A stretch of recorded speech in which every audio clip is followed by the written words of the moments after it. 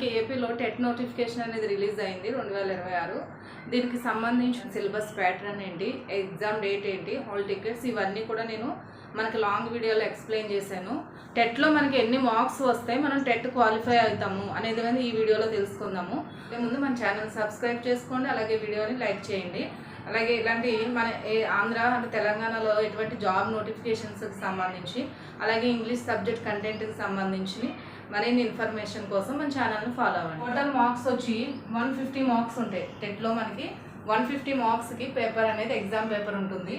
ఇందులో qualified marks మనకి OC general క్యాండిడేట్స్కి అయితే 90 మార్క్స్ రావాలి, బీసీ క్యాండిడేట్స్కి వచ్చి 75 మార్క్స్ రావాలి, SC ST ex service man వాళ్ళు ఎవరైతే ఉంటారో వాళ్ళకి 60 మార్క్స్ కనుక వస్తే 150కి వాళ్ళు టెట్ క్వాలిఫై అయినట్టు. అలాగే దీనికి టెట్ క్వాలిఫై అయిన తర్వాత దీని వ్యాలిడిటీ అనేది లైఫ్ లాంగ్ ఉంటుంది.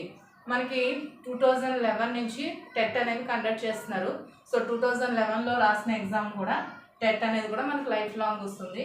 బట్ టెట్ స్కోర్ పెంచుకోవడం కోసం మనం 130+, 140+, అలాగే 120+ మ్యాక్సిమం ఈ స్కోర్ వచ్చినట్లయితే సో డిఎస్సిలో మనకి టెట్ స్కోర్ అనేది చాలా యూజ్ అవుతుంది. సో దీనికి సంబంధించిన ఇంకా మోర్ డీటెయిల్స్ కోసము మనకు అఫీషియల్ వెబ్సైట్ ఉంది. ఇది అఫీషియల్ వెబ్సైట్. దీనికి వెళ్ళి మీరు ఏపీ టెట్ నోటిఫికేషన్కి సంబంధించి అన్ని డీటెయిల్స్ని తెలుసు.